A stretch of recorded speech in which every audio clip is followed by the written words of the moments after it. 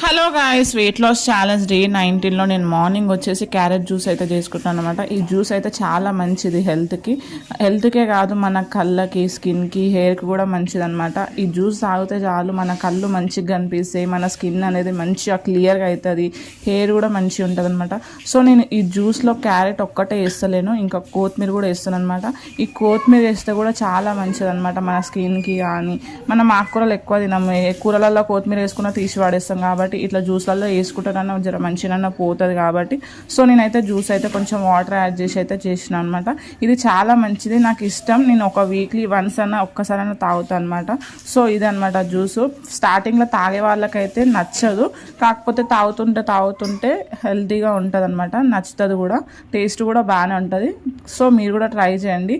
Morning tea కాఫీలు మానేసి ఇలాంటి జ్యూసులు ట్రై చేస్తే మీ హెల్త్కి కూడా మంచిది, మీ స్కిన్కి కూడా మంచిది. Thank you for